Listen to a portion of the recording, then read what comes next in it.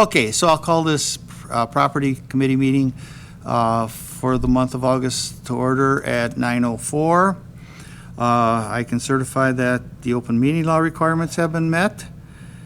And when Paul sent out the agenda, he sent out minutes from the previous meeting. Well, we need to get it on the table. I'll move to approve the minutes. Okay. I'll second. Okay, I have a motion and a second to approve the minutes. Does anybody have any corrections or changes they'd like to make? Okay, hearing none. All those in favor of approving the minutes of the July 29th meeting signify by saying aye. Aye. Opposed, same sign. Okay, that brings us down then to the public comment period. So if anyone is watching this and would like to make a public comment, the number is 715-538-1770. We'll give you a couple of minutes to do so.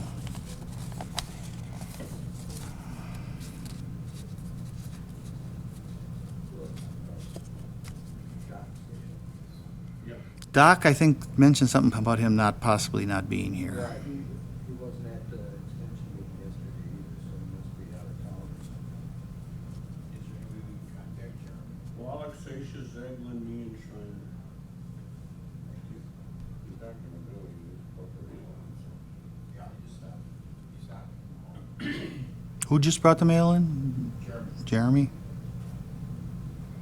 And you said Tim was down here in the hallway? He popped in, he's coming back. Okay. Who's, talking about the park?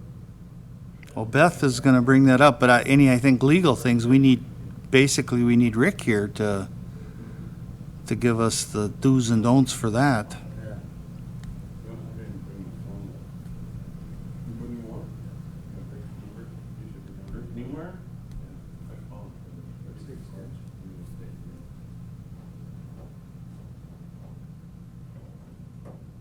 Yeah, we could jump to that if he can come down.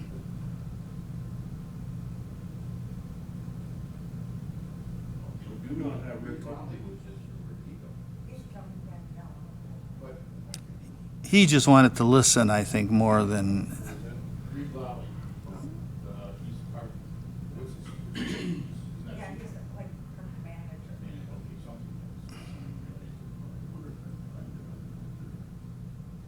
what, Rick's number? I think I got It's extension 246. We get a phone. Sitting here. 246? Yeah. Yeah, whose coffee cup is that? That is, Well, what's his You want me name? to call Rick? Never forget it. I think they're doing that.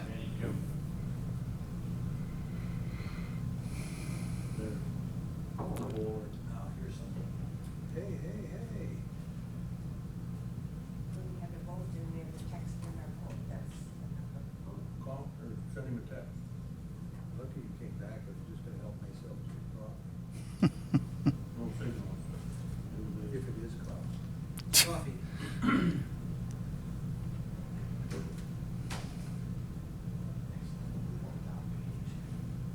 You're okay. Yeah, okay, you ready to go, Tim, or? I have to pass this out. Okay. Sorry. I do apologize. Pass that down.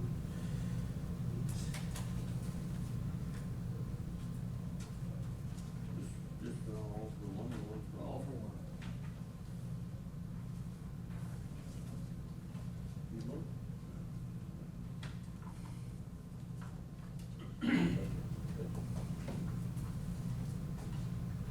Thank you.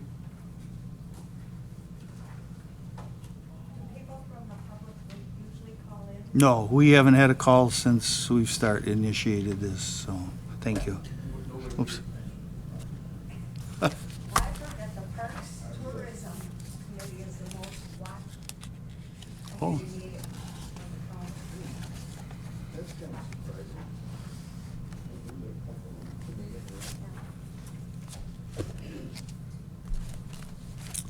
So, John, has Kurt talked to you at all, anything with the bids?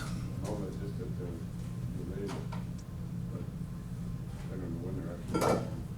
Because that probably would make a difference as to when we set our next meeting, so he could keep that. We get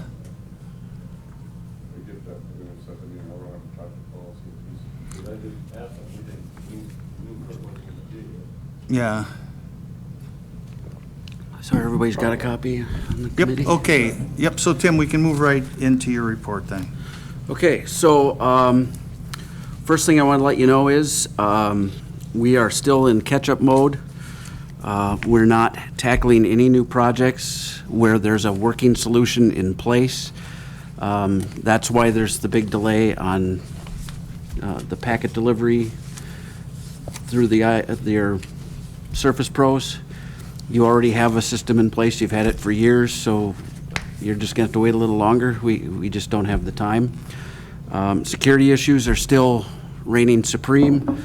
Renee is working on wrapping up the two major interface projects for the public safety software system. I think they're scheduled to go live with ProQA in October. And we're working on the mapping right now with Ann in land management, or land records, and Pro West and Pro Phoenix, and we've had a good meeting on that, so we're looking forward to getting that going. That's a big step up for dispatch. Tickets are thick. One of my staff is working remotely again, but not an issue so far.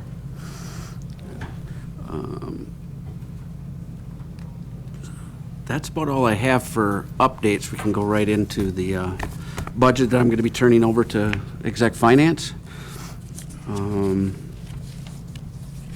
Some of you have two-sided copies and some of you have one-sided copies. The printing got a little strange. I'm not sure what happened. So, where would you like to begin? At the beginning, yeah. All right, salaries are fairly much determined for us, so there's not much we can do about that, but if you're upset about what you see, let me know. So page 1 and page 2, cover those items. We are going to have a change in our health insurance is going to be going up for our group because a change in one of the staff could be taking the insurance for family instead of not.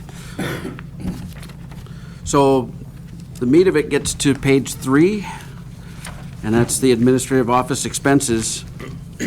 Professional services is something listed on page 7, I think, but we'll go back, circle back to that. Yeah, it's page 7. So telephone, I haven't really sat down and analyzed it. I just keep carrying forward the same number that it's been since about 2012, I'm guessing. And there is something about that I'd like to bring up that's a bit of an issue. Since we switched over the phones to the Cip instead of the ISDN line from CenturyLink, or now Lumen, the amounts have changed. We get 5,000 free minutes a month. And then after that, it gets added onto the bill at the end. So generally, our phone bills have been running somewhere between $400 and $600 a month compared to the $1,200 to $1,400 we had before. But the system that figures out the phone calls on our end is a device that sits in a closet up here that doesn't know that the rates have changed. So we're still charging back people the same amounts they always do. So if they have a person in their office that made 1,500 minutes worth of phone calls, local and long distance, Paul's got a program that runs and tells him what to charge that department. Well, with that 5,000 free minutes and the call rate changed, it's not the actual number that they should be getting charged. Now, I don't know what the auditors are going to say about that. It's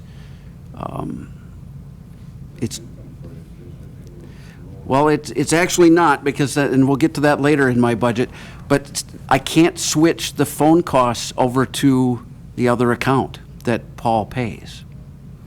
Don't think there's any way of accounting for it.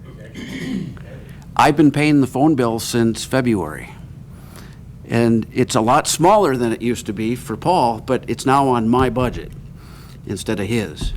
And the shenanigans we'd have to go through to move it over, figuring out what's what is, and there's no breakdown of the actual cost of each phone call. It only gives you the number of minutes that we went over our 5,000, and then it charges you a flat rate for that.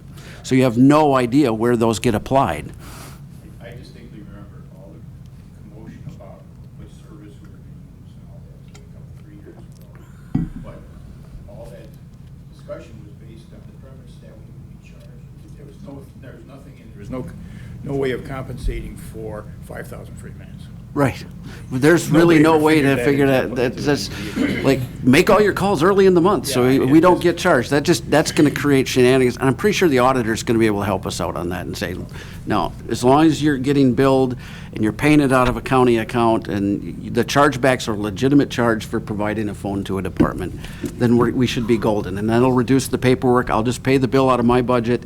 Paul can continue charging people back, and however it shakes out for you guys is however it shakes out. I'm sorry, what? The overcharging, and where does that money go? Comes out of my budget. Does the call charges go back into your budget then? I don't care. I don't know that shifting money from one pile to another really concerns me all that much, but exec finance should probably have to think about that and tackle it. I don't know that property committee should get down in the weeds on that. I guess I always rely on Paul for this sort of thing. I mean, this is stuff crops up from time to time. Where it would affect my budget is if I'm paying for the phone bill out of my budget in a different location, why am I paying that charge back to the clerk's office for my phones if I'm paying the bill originally?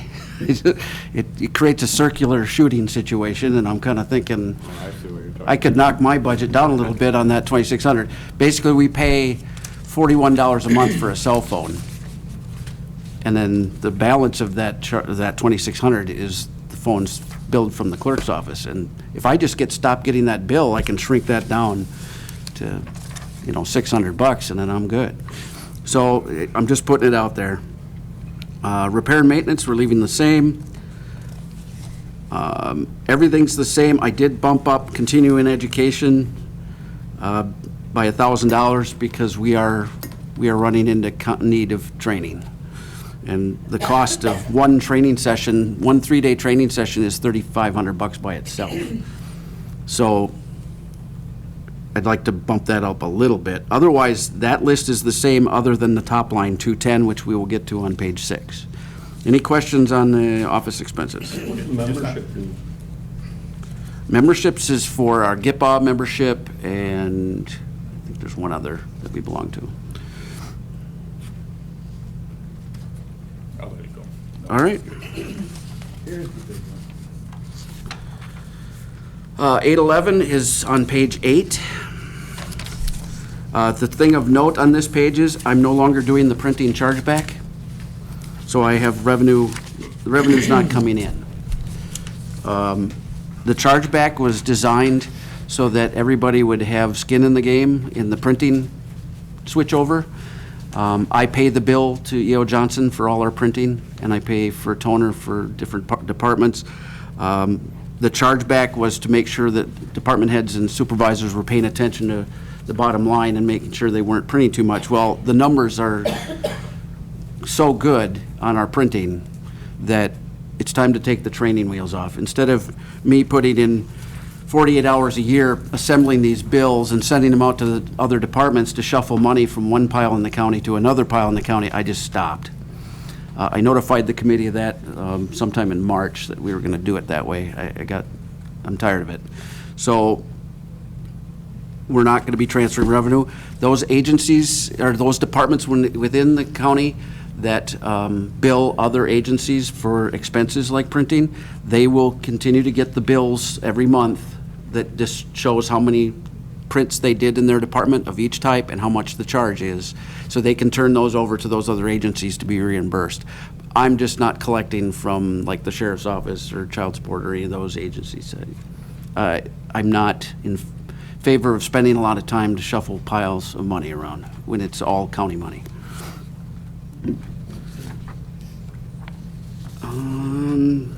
Page 5 is the standard worksheet for breaking out the benefits. Page 6, I'm not sure even other departments must use that. I've never.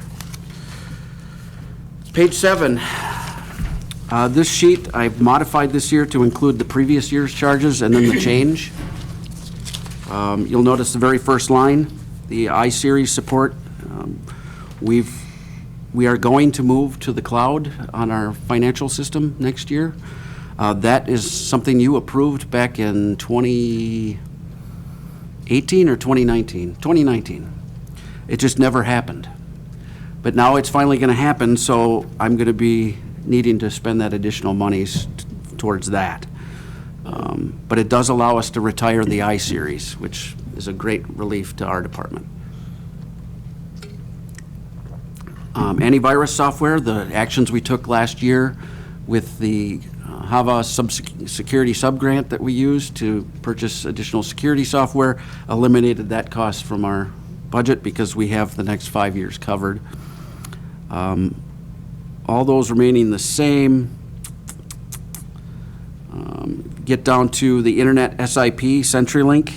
That is what I was speaking of before. I pay $150 a month for my fiber connection to CenturyLink. It's our backup internet connection for the courthouse. But now it's got the phones on it. So it adds that $7,800 a year is my estimate. I put in a generous amount to cover those months where we go way over. But so far I haven't had a bill over $750, so we should be in line there. Fresh Desk, we added additional seats there. That's why that price went up. GCS, that one comes as a surprise. The state is the GCS and Land Nav program that's used by Treasurer's Office and Land Management is moving to the state, and then they set the prices, and in order to switch over to that, that's the increase that I'm expecting. I'm not sure how that's going to break out. Land Management and Land Records have traditionally covered large portions of that. This is just a portion of the actual GCS cost. So I'm estimating what I pay the treasurer's portion. Land Records pays their own. So you'll see an increase in their budget too, for those of you who are on exec finance. But we don't know that number exactly yet. Introdyne support, that's a device we purchased for archive purposes for our email, and it originally came with 3 years of support with it. So now I have to add in $900 for the maintenance that's going to come due next year. Laserfish, the additional departments that have gone digital, has created additional licenses, and that's why that cost is going up. Office 365, we've added additional seats and services through that, and that's the reason for that increase. Pro Phoenix, that's just how much it goes up. And then we have the Pro Phoenix map interface and Pro QA. Those were added as projects last year, and now the support costs going forward added in there. And then the website, we added in the parks reservation component, and that's why that price went up. Now you'll notice that the number, it's an increase of $48,000, but in the column from 2022 and 2021, you'll see $267,885. But then when you go back and look on the page 3, excuse me, it says $327,578. The difference there is the projects that were included in my 210 budget that were added in later. The year-over-year costs that were displayed in 2021 on this sheet that I'm comparing it to are $267,885. The difference being things that got moved in my account for projects you guys approved, and some of the carryover we did for Pro QA and Pro Phoenix. And finally, the one you've been waiting for, the CIP breakdown, which is that 811 category. Last year I had 0, trying to reduce my budget for the expected revenue shortfalls that never came to pass. Scott Waldera, the PC coordinator, has reviewed and determined we've got about 26 or 27 PCs and laptops that are going going to be needing to be replaced. That's probably double what we normally would have, but like I said, we normally put in about 12 or 13 a year to keep it evened out, but we didn't make any purchases this year, so I'm doubling up in 2022. The edge and network upgrades is for, I'm sorry about the mistake, it's supposed to be 250 in the cost section and total 250. That was an error on my part, I'll fix that. That's an estimate we received. I've made some phone calls to some vendors that we've worked with and got an estimate for what putting in a high-speed 10 gigabit backbone to support our infrastructure and our new infrastructure. It's probably going to come in around 200,000, 220,000, but I'm adding some contingency in there because there are some unknowns. It is my belief that this is an absolutely essential requirement going forward for the building project. There's no way we can get around that. With the amount of equipment that we are attaching to this network doubling, we are going to need a backbone that can handle that amount of traffic. So I don't know any way around that charge. And since the building project isn't really sure if there's money left over for that component, I'm including it in my budget for 2022. One of the things I'm hopeful of is in talking to vendors, 3 different vendors, there are backbone solutions, which is the switching component that you plug all your servers and other switches in and makes everything talk across the network, and it's the capacity of all those connections going through that. Can also be your edge devices, and edge devices are what separates you from the rest of the world, and from the sheriff's office is isolated from the courthouse. If we design the backbone correctly, it will include the edge devices right in the switching components, which would provide an advanced level of security, protect the entire network from outside bad actors, and make it eligible for grant funding under the cybersecurity elements of the infrastructure bill and the ARPA bill. So I'm hopeful that we can seek grant funding on that, and that whole $250,000 could be covered or at least matched by the feds or the state. I think it's important that we include the backbone component, but that built-in edge device, it's going to solve 2 problems for us. 1, it could be covered by a grant. 2, the edge devices as we purchased in 2018 will have to be renewed in 2023, and we'd just be heading that off at the pass kind of thing. We wouldn't have to renew the services for that in 2023. So there could be some cost savings. I haven't been able to analyze that yet. It all depends on what the language in the grant process is, if they're going to allow it to be a backbone and a edge device combo and still cover the whole cost. Stop, Jim. Yes, sir. So all this your previous explanation here, all under the heading absolutely necessary for the building project, that all pertains to the first line item? Yes, sir. Okay. Now we're moving to the second line item. Yes. The building project relation to the first line, they are providing the switching in the closets, they are providing the cabling, they are providing the racking and whatnot as part of the project budget. I know for a fact that that is included, and they're already calculating that into the final price. I don't have to wait, because as it's being designed by IMEG, those numbers are being generated, and Kurt's keeping track of all that. The backbone component that connects it all and makes it all talk to each other, that's the variable, and that's why I'm including it in my budget. Line 2 is, I think of it as essential to the building project because it's going to allow me to keep existing staff levels to move forward. We're taking on extra work, and the complexity of the systems we're working with is not getting simpler.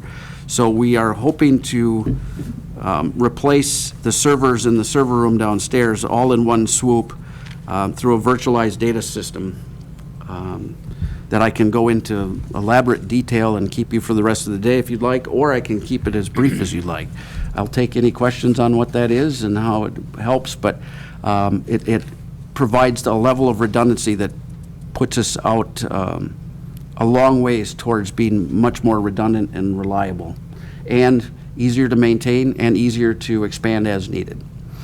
It provides a lot of flexibility and usefulness that will allow us to leverage the existing investment in all the equipment down in the existing server room. Now becomes an archive that we can move all the data that gets stored into those servers, and as long as they're not production servers, I don't need to keep them covered under production warranties. So then we can have just piles of data downstairs and have full backups of everything in a timely manner, including all the video and other things that are going to be coming as part of the new project. So I think it's absolutely necessary, but I can't attach the word absolutely necessary to it, because in fact, we could just pick up all the servers and move them over across the street when the new site comes online. But it adds a layer of complexity and problems for us that we're not sure how we're going to handle. Any questions on that part? I have one question as far as your backup system you mentioned earlier, and I know you said that when the power goes down, you only got a few minutes. Correct. Is that being rectified with a new project, and is that also going to include this here, so you got a little bit more? I don't know that we'll ever get the power problem in that room solved, because the power in this building is, what's the word I would use, Byzantine? We don't know. The new building, the generator for the new building will run the whole new,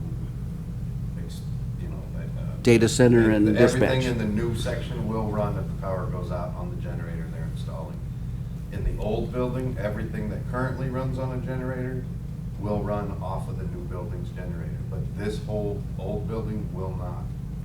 The whole thing will not run. So, same with the server room that he's currently located in Yeah. now. He's still going to have the same He capacity, will still have the maybe same issues in there, yeah, I mean. 30 minutes or whatever you said you Right. had. But if I don't have production people on those servers, It's not as big of an issue. right, we got time to fix it. Yeah. Unless somebody comes and says, I gotta have something from 2017 and it's not on the server. Oh, then I'm sorry, that rack is down. It's taken us 3 weeks to bring it back up. But that likelihood of that is much smaller. We want the focus to be on the production stuff, particularly for law enforcement and health. So, yeah, we are going to need to replace the APC UPSs in the basement at some point. They're getting end of life soon. So hopefully by 2023, when things start coming online in the new building, we can migrate to a room UPS down there and plug everything into it instead of having them have a room UPS for each circuit. Hopefully we got a pair of circuits we can identify down there. And then that way we would be better protected than this onesie twosie per rack situation that we've got. And we need at least 7 minutes so that the alert goes out, we know power's down. If it generator isn't kicking in, we got to send somebody down there to gracefully shut stuff down. Or we could log in through the new KVM I bought and connect remotely and shut the servers down before the power actually goes. Now, your battery backup, that 30 minutes, depends on, 7 minutes. that's 7 minutes, if the batteries are new and fully charged. Correct. And from experience, they're only new and fully charged for a very short period of time. Yeah, it says 100% all the time on a little gauge, but then when the rubber hits the road and it actually has to work, it Yeah. just, Yeah. so it's not some fancy new technology, those APCs we've got in the basement. Those are just regular two-post batteries that sit in there in a little clump, Yeah. and they fail and leak acid and do all kinds of nasty stuff. So, not a fan. And we are not doing that in the new building. As Jeremy said, we're going to have room UPSs, we're going to have a generator that's tuned. So yeah, the reason you only have 7 minutes is because it's not supposed to run the equipment. It's just supposed to be a bridge between the time that the power Power goes fails down and the generator kicks kicks on. in. Well, when only one block of power went down, the generator didn't know to kick on. So, and we still have no idea, right? No. No idea one power brick in the whole room decided to quit. And then they didn't throw a breaker? Yeah, it was basically one circuit with no trip breaker. No trip? No trip. Oh. And it shut down the 911 rack and my courthouse server rack. And I went through and tested all the breakers for continuity, everything else. There was no issues on the electrical, so that was a mystery of what happened. Well, So really excited about the new data center. I can't wait to get my stuff in there so that we got something a little better. But any other questions on that, on the CIP portion? I'm sure exec finance will have all kinds of fun with that. I'm sorry for printing that first page. I forgot, but it's just an instruction page, so. You want to go through the jot form one, so on page.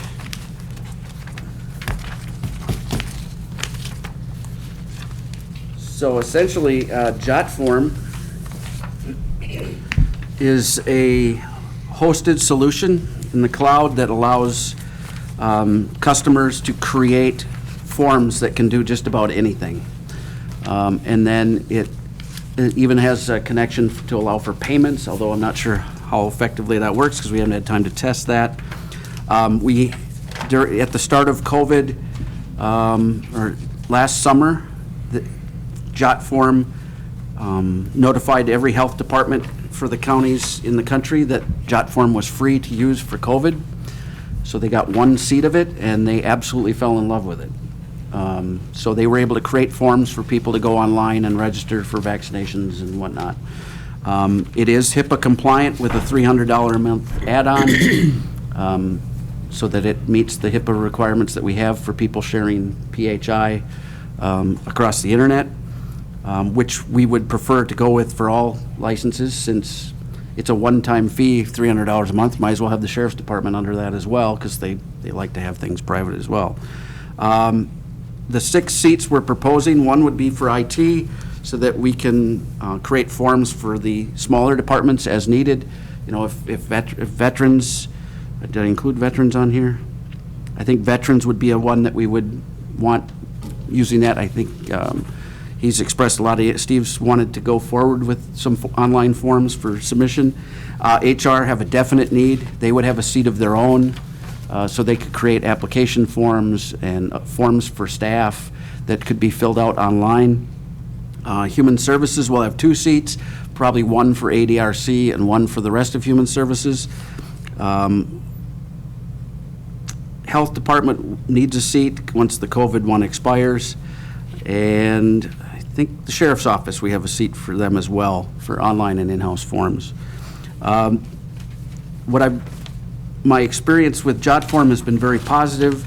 I highly recommend this software. The software that we have with our existing website is too rudimentary for these departments to leverage in an effective way. In order to get something more effective as part of our website, we'd have to go with a much more expensive vendor than that. So I'm proposing to Exec Finance that they strongly consider including this in my budget for the upcoming year. And we turn that on and get that going as fast as possible. It has real benefit to citizens. They can have access to any type of form and get things loaded. It's a very useful program. In fact, I'm concerned that I didn't include enough seats, that somebody's going to come and say, wait a minute, we want to add that. So we may find that we didn't request enough. You're asking to include this in the 2022 budget, though? Yes, sir. Are you asking for five years up front, all 5 years? I'm noting that there's a 15% discount if we go 5 years up front. I'm not sure how that, this is, what I'm including in this PIF is 1 year. I'm not necessarily, I think 15% savings is not good enough for an upfront cost of that amount. The reason I would put the 5-year 15% quote in there was because if this is one of those things, if people come to their senses and put this back on the grant list, FEMA stopped paying for this because they said this is standard operating procedure now. It's not necessary for pandemic mitigation.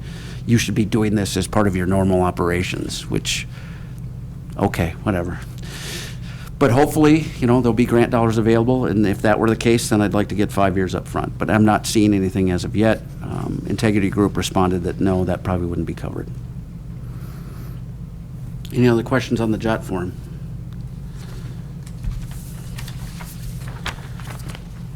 Okay, the Albert device. The Center for Internet Security has something called an Albert monitor, which is fun when you're at parties and say, "Oh, you got an Albert? Oh, we got an Albert too." You must go to different parties than I do. Yeah. We nerds hang out together. People that get it love it because it takes a lot off your plate. Basically, every packet that comes in and out of your network is monitored through this service, and there's a fully staffed center, 365, 24/7, that is monitoring those packets. And if they see things that match a footprint of either an IP address that's known to be malicious or packet containing information that is malware or ransomware, they can intercept that and they can contact you and say, you need to mitigate, you got to do this right now. So it provides that real person looking at the other end. And regardless if you decide to do the edge and network upgrades and we include the edge devices in that, I'd love to have an Albert security monitoring tool. It would help me sleep better at night. But if we move forward with the network upgrades, it will be less necessary because we'll have an advanced edge device that should do all those things: decrypt each packet, analyze the contents, scan it, and send it on. We just wouldn't have that real-time monitoring that has somebody calling me and saying, you got to do this right now. We'd have to get an alert, we'd have to go to the computer, look in and see what we've got going on and try and figure out what's gone wrong. The only thing, if I'm not able to get edge devices and new network security equipment, the Albert security monitoring I would think would be much more necessary. So it's kind of a divided recommendation on that. I'd be super excited to have something like that, but as to its necessity, it depends on where we go with the future equipment acquisitions. That's something you could eliminate a couple, 3 years down the road with a new system? I'd like to eliminate it once they start finding these ransomware jerks and stringing them up by their toes. We're not holding our breath on that, yeah. Well, I have a feeling that if this keeps up, that at some point somebody's going to say cryptocurrency is no longer a form of money we're going to accept, because that's what allows this to happen.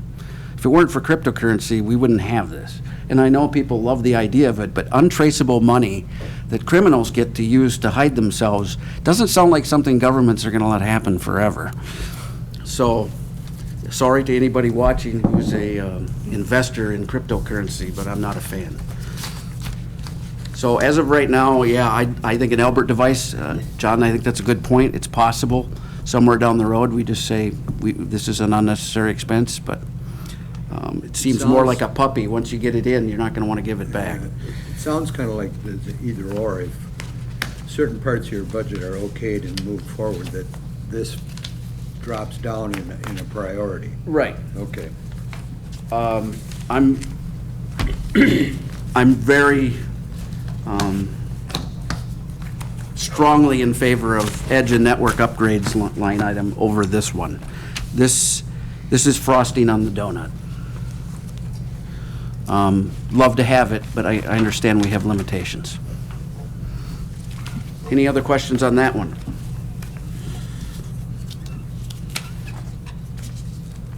And so if you go back to the totals page.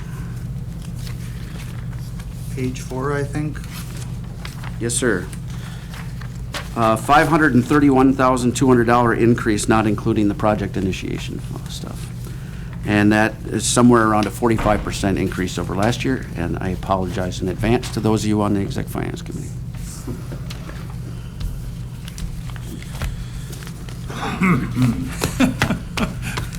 Mr. Chairman, I'd move to approve the budget, Request. Mr. Robertson's budget as proposed minus the Albert device. And we'll Minus the what? Minus the Albert device, the donut, or the frosting on the donut. I'll second that. Okay, any further discussion? Okay, all those in favor signify by saying aye. Aye. Opposed, same sign. You'll get the rest of it. You guys are great. Thanks a lot. I'm sorry to nerd you up this early in the morning, but you insist on these 9 o'clock meetings. Wait till it comes to exec He doesn't got through finance. exec finance stuff. No, I know, there's a long way to go, We but got a majority. baby sitting right steps, here. baby steps. Okay, Thank you. Jeremy? What'd you ask for, 500,000 more? Yeah. Yeah, If yeah. I can go after him and. You wanna go for 550? Is that it? Oh, yeah, we got a department. Yeah, we want to be done by 10. Oh, well, but we got some, we got Not some, advocate calling you. It's in the Trempealeau room. When we were sitting here, nobody was on, and then suddenly, all three of you guys. So, that's why you're here. I'm doing a few things in the meantime. Okay. thank you, Jeremy. They have.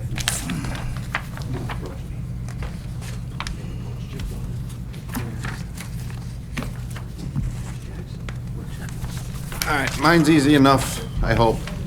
Should be just fine, so. Looking for that generator, Jeremy. Oh, I got capital projects over here, Oh, okay. so we'll hold off on those for a minute. First page is just salaries, with the normal increases, from 177 to 179. That's the step increases for myself and my staff, so it's, and those should be pretty much universal across the board. I had no say in those, so. Page 2, most of that is still the stuff that gets filled in by the form that I fill out on the back. Most of these numbers are subject to change because every time I fill these out, they're changed by Paul or HR, whomever, when they get the actual health insurance numbers or, whatever else changes. So, but those are in line with the top ones there. The personal services, don't really budget for any of that. It's the sick time, the vacation time. But the per diems, the sick leaves, that's been this way since I've started, so. The bulk of my stuff is on the next page there, on page 3. There's not a lot of significant changes, there's a few additions. So we'll start there on the 220 for utilities. That one stayed pretty much the same across the board. That one is just for electric, water, the basics like that. So it's 135, so the year before I paid 118, but that leaves me the cushion for if, like this year, there's going to be, my electric bill was quite a bit higher the past few months, but because we had so many issues, I've left the air conditioners and the air handlers running 24/7, whereas a good portion of the time I would shut them down for 6 to 8 hours at night. But we were having issues with the chiller earlier this year, so while that was getting fixed, I tried to keep the building at a moderate temperature, so my electric bill is going to be a little bit higher. So that's not going to supersede the budget that I have now, but there's no change from last year, or this year to next year, so 135 on that. The next one is heat. Also, no change, 45,000, that covers my natural gas bills, and then it leaves me the cushion for the times when if I have to get curtailed for the cost of the natural gas. Next one there is telephone. That one's pretty much the same, $300 a year. That's roughly what my telephone usage is there. Other utilities, that one went up $500, and that is my garbage, but the price of the garbage has gone up, so I just had to increase mine to cover the cost that I'm getting incurred with. Snow removal, $9,000 this year, $9,000 next year. I'm not quite sure exactly. I've lost, one big portion of the parking lot out back, but I'm not sure where I'm going to be sitting, if I'm going to be helping them across the street. I still have to plan on maybe potentially helping out the city with the lot across the road if we're parking cars over there, so the budget didn't change on that one either. Repair and maintenance services, so this year was 45, next year I'm asking for 50.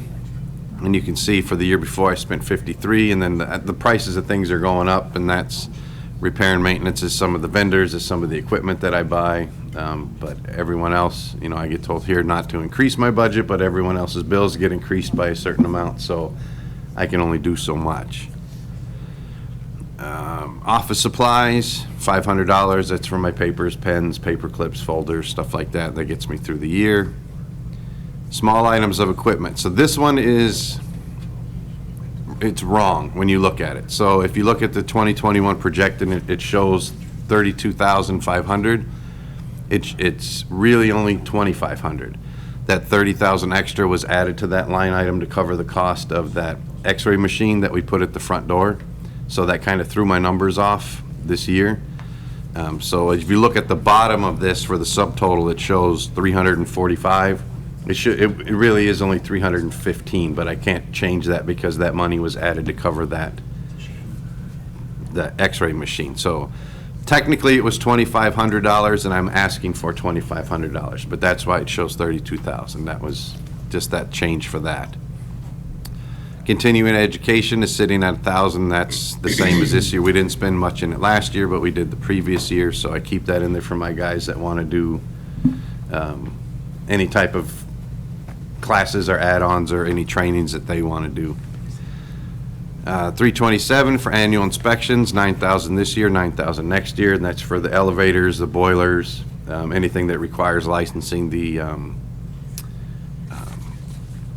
I have quite a few things here that require inspections from the state and or federal services. So that covers the cost of those.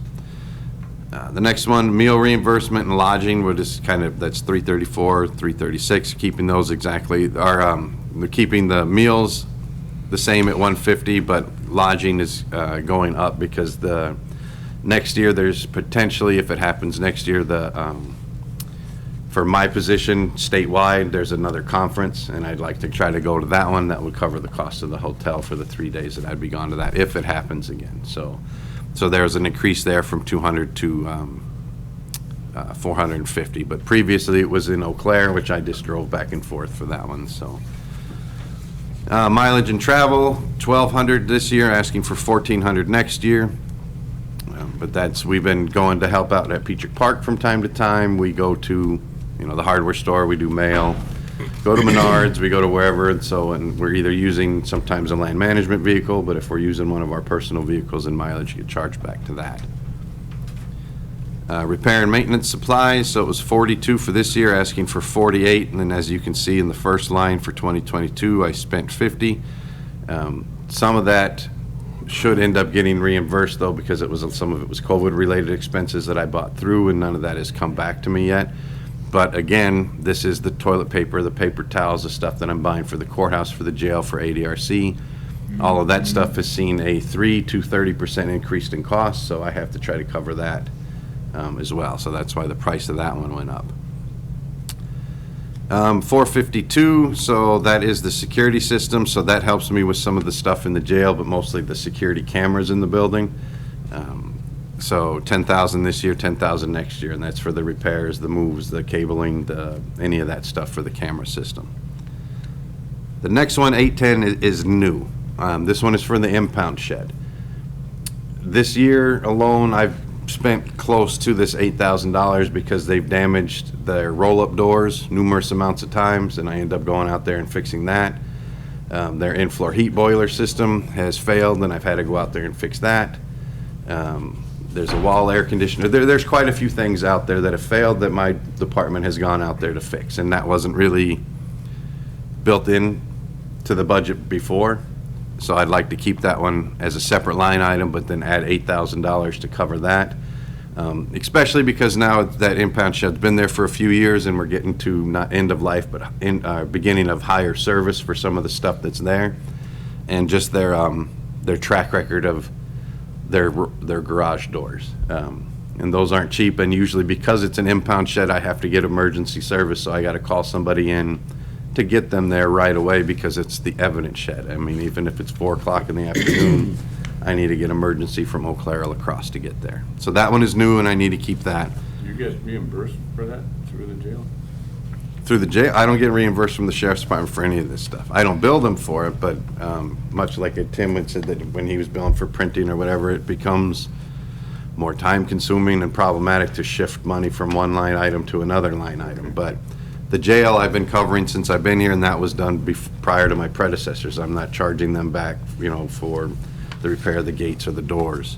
Jeremy, I want to stay on that for a minute. John's pursuing the same thought that John is.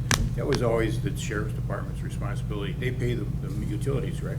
They pay the electric bill that's out there, yes. Well, I guess the electric and the gas that's out there.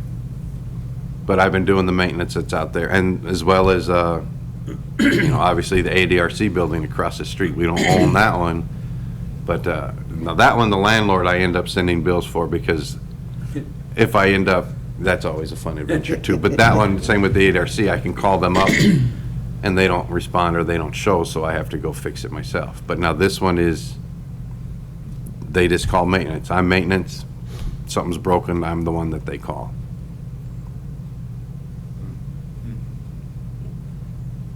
Okay, well, we'll have to process that. You're on that committee too, and, all right, we've already approved the sheriff's budget, so there's no way to, I'm not sure that you should be paying for repairs to the Empire, I have to kind of sort this out here. But I agree with what Jeremy's doing because. Well, somebody has to do it, but. Yes. No, I mean the billing portion of it. Okay. Because there are so many departments that bill each other for, you got money going here. It's all county levy money, or most of it is. For 40 years, I've had an issue with the fact that the highway department won't change the oil on the sheriff's department squads without having to charge us 2 or 3 times as much as it would cost to go out and have it done privately.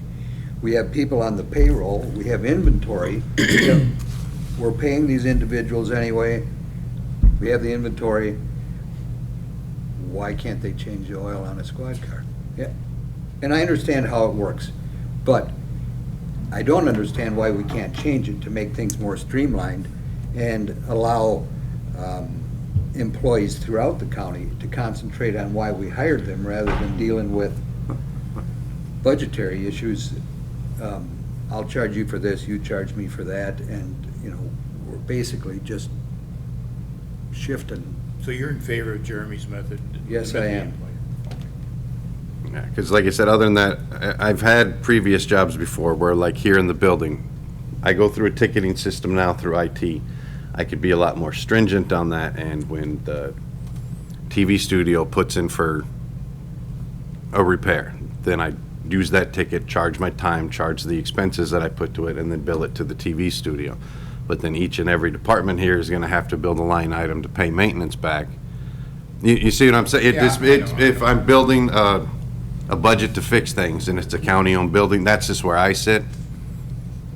Because again, let's say they damage that door on the impound shed at 2 o'clock in the morning, they're going to end up calling me because either the deputies don't know who to call, and I'd rather them call me and have it go through my department than have a deputy sitting there that could be in Trempealeau or Blair or wherever they might need to be. So it's just, that's where I sit on it. If it's a maintenance-related issue, I don't mind building it into my budget as long as I can plan for it. These were expenses unplanned for this year that I'm sure I could bill them for, but it's probably expenses they didn't build into their budget the prior year either because it hadn't come up before, so. If Dan says it's okay. Then we're good to go. Okay. Okay, I can see an argument either way, so I'll just rely on Dan. Okay.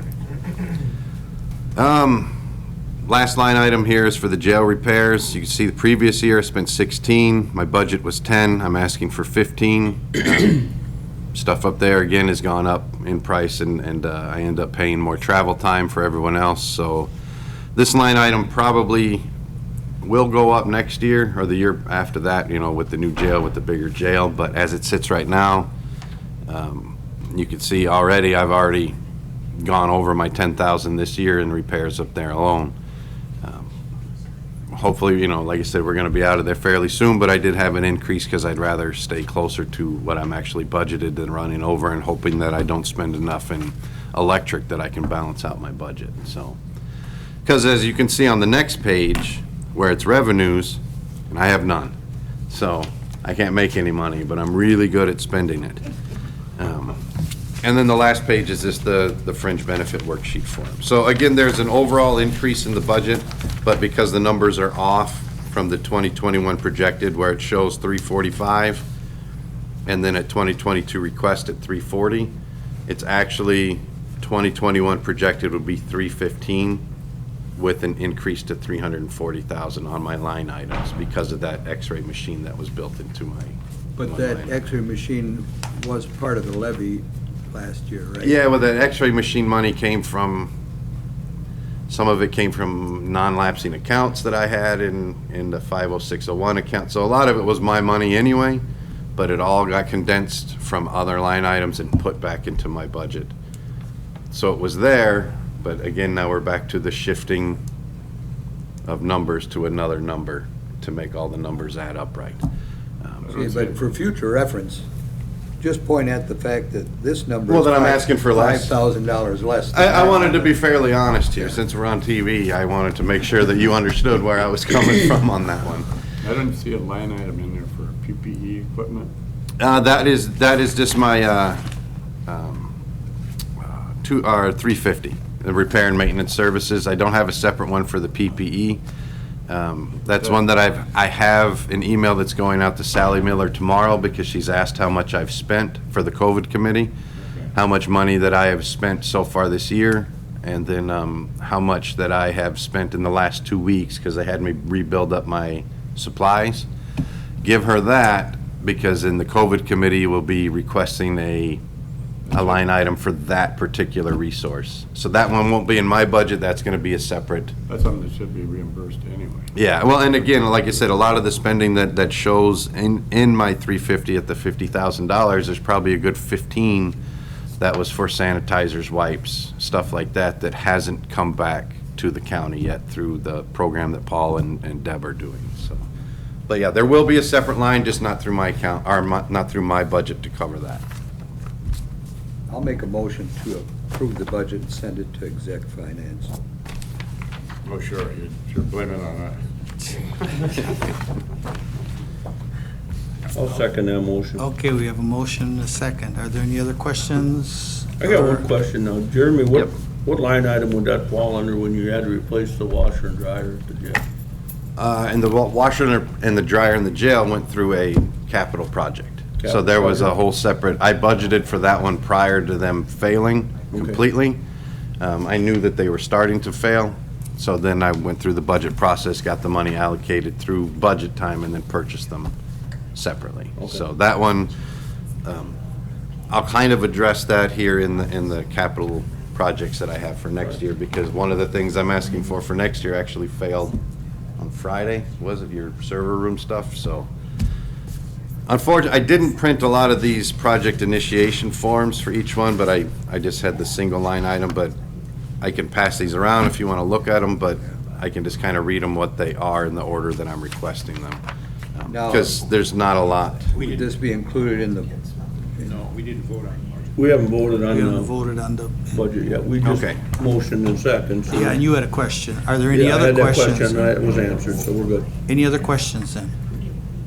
Okay, all those in favor of approving the budget as presented by Jeremy signify by saying aye. Aye. Opposed, same sign. So Okay, now, now you these will be the capital expenses that I'll also be submitting, hope for that the exec finance / budget committee will approve as well. Truck. It's on there. The first one I'm asking for is gonna be a new custodian. But I'm not asking for it at the beginning of the year. I'm not asking for that position to start until next October. I've talked to the building committee, seen about where we sit for that building. There should be walls, a roof, everything going on over there at that point in time, to where we'll start taking care of it near the end of next year, the beginning of the beginning of the following year. So I want a new staff in place to work with Robbie, my current custodian, to get trained in the way that we do things here, get them familiar with the building, and then start taking on some other projects. The cost of that roughly is about $15,000 to cover the last 3 months of the year, but that is for, the salaries, the training, the benefits, everything else that go along with it. So that's the first one, and I have these in order of how I'm my wish list. So the first one is gonna be that one there. Put it that way, and, I've already got them numbered, I'll give them to Oh, okay. Stacy that way, so she gives them to the budget committee that way. Next project that I'm gonna need done is some tuck pointing, which is the repair of the bricks on the outside of the building. We had some of this done prior, last year, outside of the judge's office, but on the rear side of the building where my boiler room is, the bricks have all shifted about a good 3/4 of an inch, the mortar's fallen out, or so I need a lot of that mortar dug out, repaired, some of the bricks replaced. I got about $20,000 worth of tuck pointing work that needs to get done on the current building to keep that one up. So that's this project, tuck pointing at $20,000. Next one, I'd like to plant some trees back in the front of the building. Because as you know, as long as it ain't the same crappy trees you had in there before. No, I've gotten pricing to do a mixture of lindens and maples. The maples, I have 3 different varieties that I'm looking at that would all be a different color in the fall, and then the lindens mixed in with that.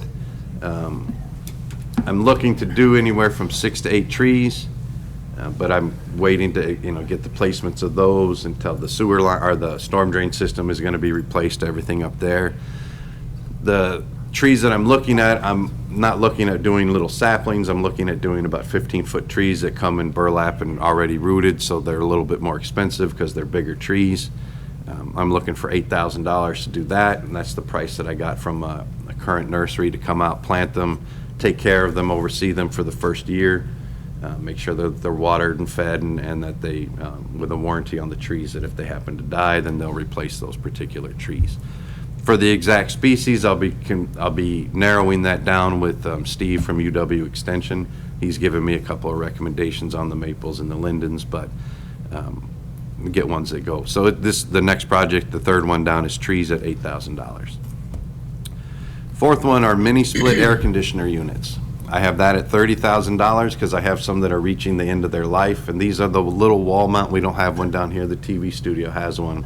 It's a little wall mount air conditioner. I just put one in dispatch with a compressor outside.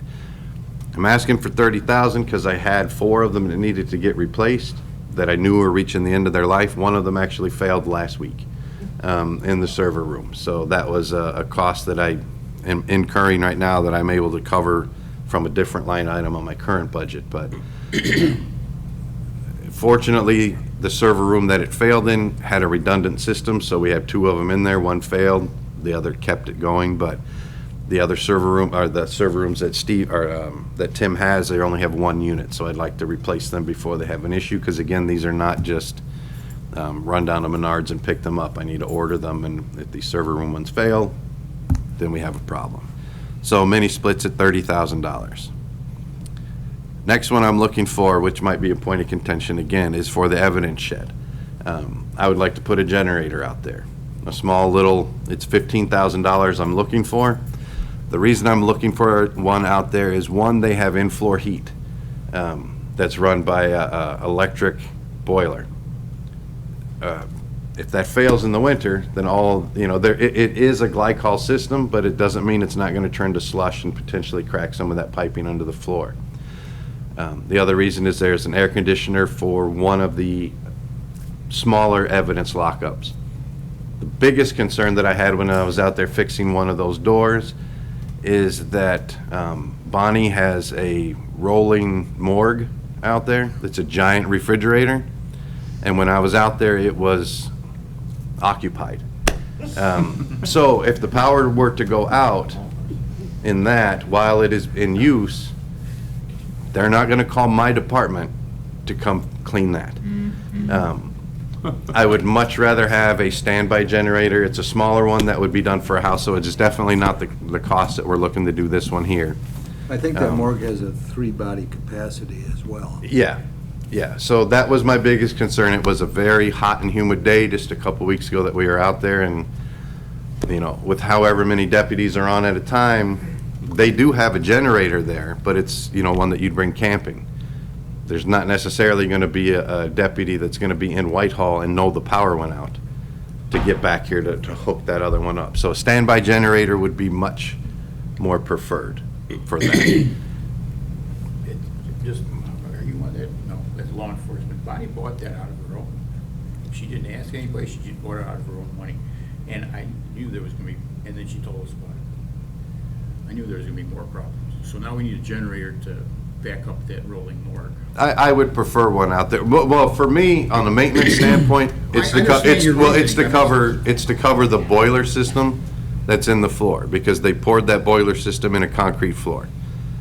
If we get to a 20 below day and that boiler system shuts down, which is one of the issues I was dealing with earlier this year, which led to a price or a line item on my budget.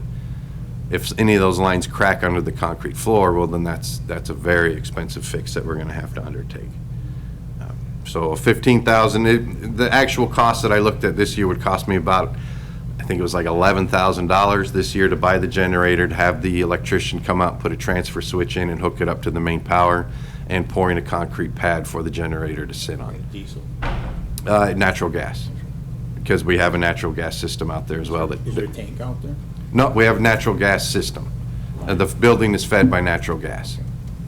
So, because we have a meter on the outside of the building, and it runs one of the heaters that are in the building as well. You're gonna have a monitor device with that generator, so you'll know when the generator kicks on? This one actually has a built-in notification system, and they have an internet out there, so it would let me know On your that I'd phone work out. app, or? Correct. Okay. Any more questions on that one for the evidence shed? I know there's plenty, but not much. Next one I'm looking at, if you are standing in the sheriff's parking lot, you can see where they come into the building. There's their little hallway. There is a brick or a stucco pop-out that serves as a canopy over that door. I want to remove that and just install a regular canopy. It's starting to peel away from the building. It's leaking, because if you look at as you walk in, there's a light, and it's all stained with water right there. And I don't understand the need for that giant. It's a big box. It is. It is just a giant big stucco box that is bolted to the bricks that serves no purpose other than as a rain break, which I can put a $1,500 canopy up, and it would serve the same purpose. Is that building supposed to stand after the building? That will still be there. That whole building will still be there, and as it sits, the plan is potentially that the land department would move Land over use into the is sheriff's possibly department moving. area. So I see no need to have that, and the fact that it's, last year there was a 1/4 inch gap at the top, this year there's a 1/2 inch gap at the top. But with time, it should take care of itself. Eventually, yes. Well, you're underneath it. Yeah, so the cost that I'm looking for this one is actually $15,000, but it's because of the removal of that. There's gonna be some brickwork that needs to get repaired behind it, and it would be installing a canopy and moving the light fixture that's built into that as well. Again, this would be a one-time cost, but it's something that does need to get corrected, or else, like Dan said, eventually it will take care of itself, and then I'm more of a reacting to the situation than trying to be proactive on it. Again, Tim, these are just my requests, my wish list. I know I'm not gonna get all of them, but, next one, What was the price on that one? Did you? 15. Oh, that was 15. Are you calling it a canopy or canopy removal? yeah, as it sits right now, it's the sheriff's overhang removal and installation of a canopy. That's what it's written down on my sheet.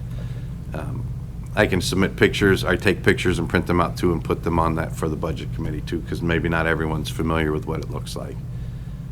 That would probably be a good idea. Yeah. Next one I'm looking at is a truck for my department. Just because it would be beneficial for my department to have a vehicle. Right now, I'm just looking at purchasing a truck. If that gets approved, then next year I'll look at buying a plow to attach to that. Last year I asked for a truck and a plow, and the year before that it was a truck and but I'm asking for $35,000 for that. It's not a lot when it really comes to a truck, but I've already been pricing out at various different places, at Rudy's, at Osseo. I don't need a brand new truck. All I need is a truck that can get me around Whitehall, that can get me back and forth to Petrick Park from time to time, and to Menards 2 or 3 times a year. Are you using your own vehicle? We all use our own vehicles. I saw you pull up today, you passed me. and I got made fun of for the truck that I drove to work, but it's, It's just as nice as my truck. yeah, I know, and that one is plain and simply my work truck. It doesn't run very well, I can't get over 15 miles an hour, but it gets me the block from home to work. But it's the questions that I've asked prior to that is what happens if one of my guys is going to get mail and they get hit? Or they hit someone and they're in their own personal car? Is it their personal insurance? Is it the county's insurance? You know, who's gonna cover that? That's the stuff that I'm concerned about. If we're going out to Peachtree Park and something happens to their car or, you know, I'm just trying to eliminate all of that and just put a county vehicle into my department. If we were able to do that, I would be able to drop off the mileage that's on my normal budget because right now I'm paying fuel anyway because when I use a land management truck, we fill the gas up.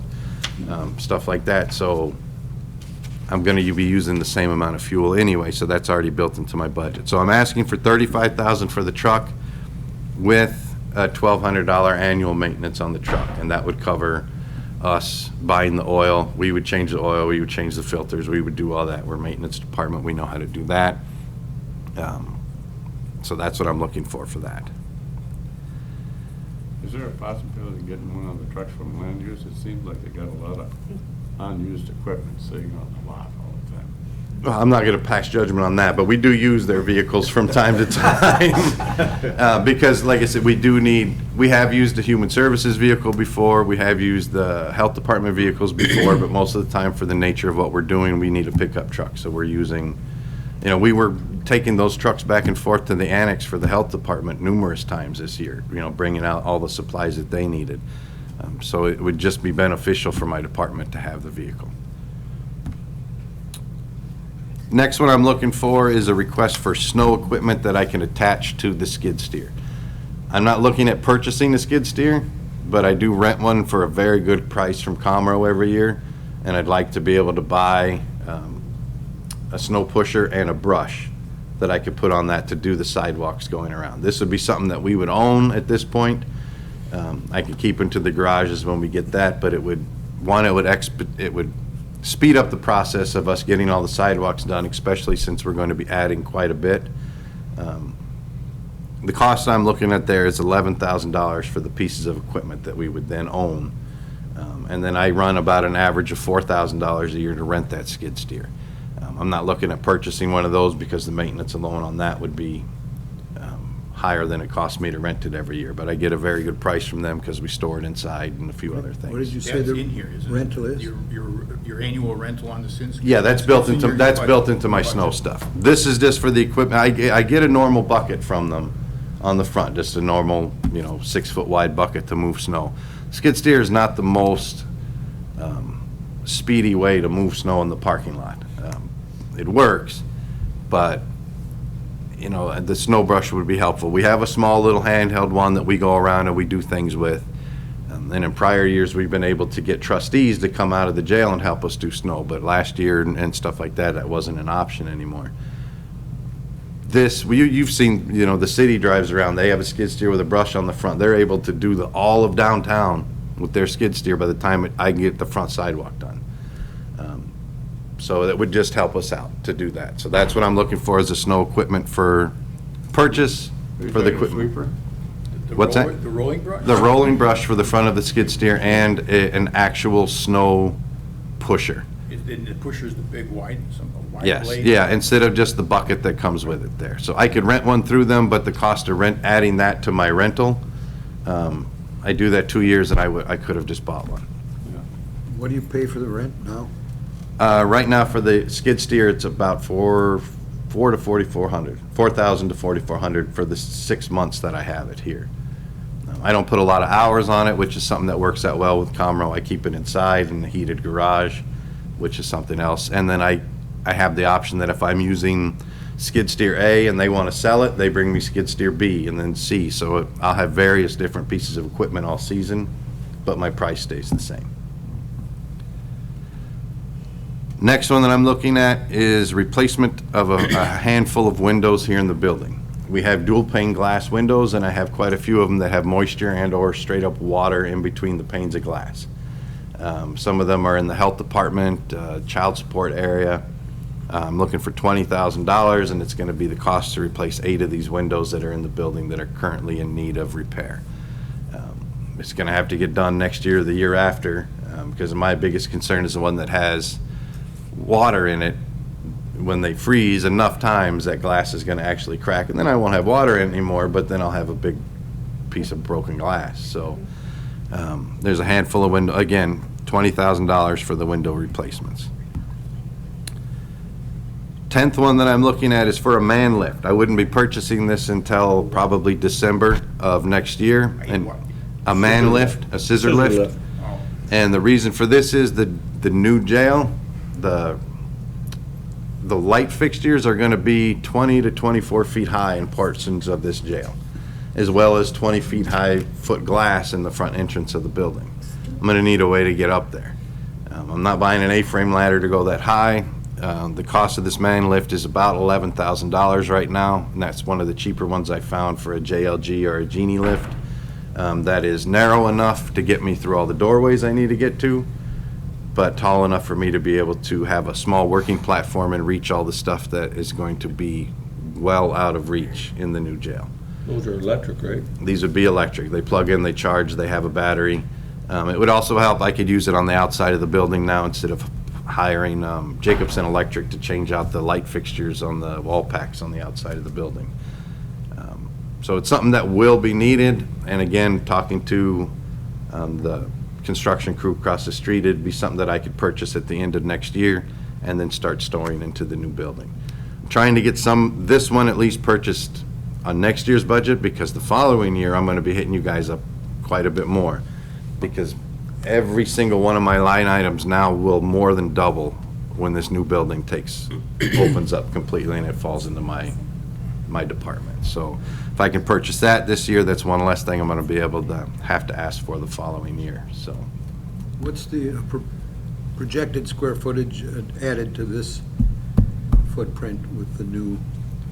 what is the new footprint? Yeah. Like another 180,000, give or take.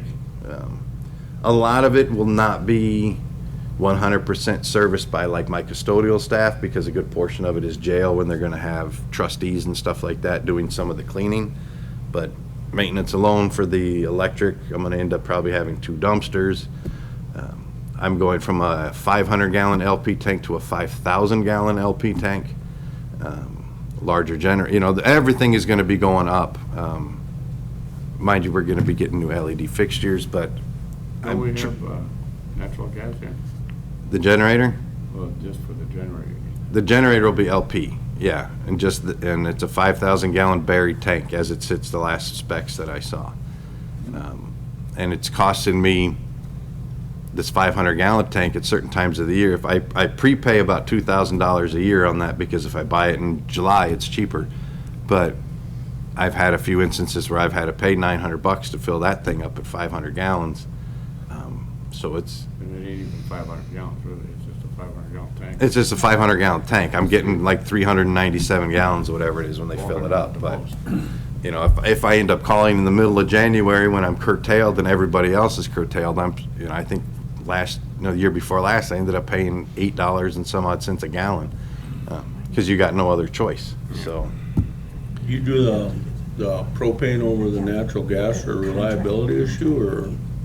well, I have to have it's because I'm curtailed for that generator. For the generator, I have the LP as the backup, and then it will run off. Right now, it'll run off only the LP.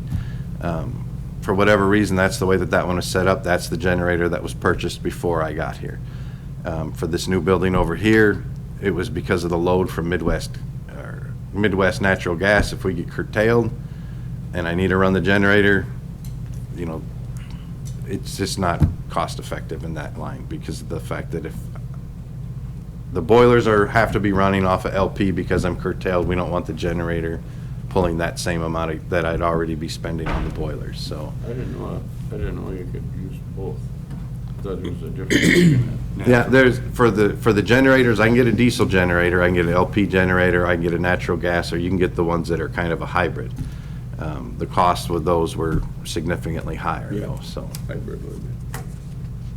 So LP was the way to go as it's set right now for the new building as well.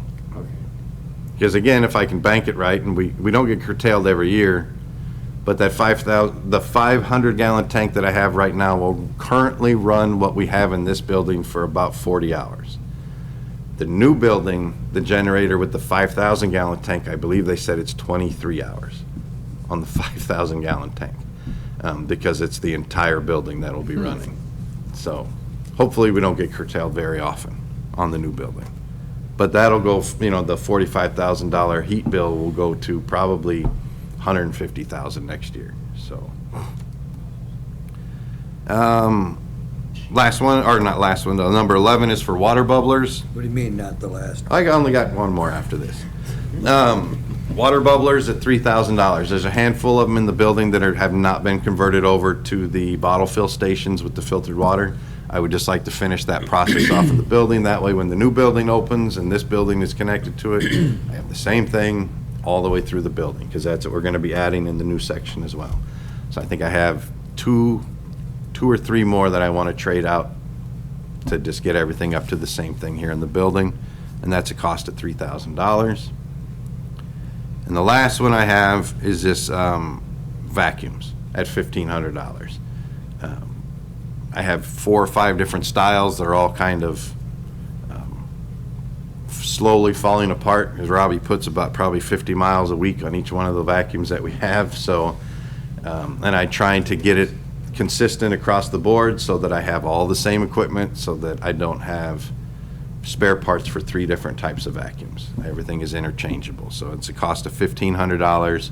That would be replacing the one that's currently at ADRC, the one that's in the county or in the clerk of courts, the one that Robbie has, and the ones that my maintenance guys have for all 4 vacuum or 5 vacuums total, but all the same across the board. You can get 4 vacuum cleaners for $1,500? Yeah, currently the price that I get from Granger that I worked out for the one that Robbie has, which is a commercial Hoover vacuum, cost me $297. It's a bag vacuum. It's a quiet vacuum, but I get about 2 years of use out of it before we get into catastrophic failure into parts that I can't replace. I can go a lot more expensive vacuums, but these ones work just fine. That's the last one that I have. So no worries. I'm only asking, it's for a total of $186,700. Could you briefly, Jeremy, could you give me the first 2 items that I missed? New custodian Oh. for only. Position. A new position, but this position would only start for October, November, and December of next year, and then full, but built in for the Full-time after budget that. going thereafter. Yeah. Cost? 15,000 for those 3 months. And then it would be, again, built into my salaried position in the next year's budget. And the other item? Tuck pointing, brick repair, brick and mortar repair on the building at a cost of $20,000. Thank you. That was $186,700. 700.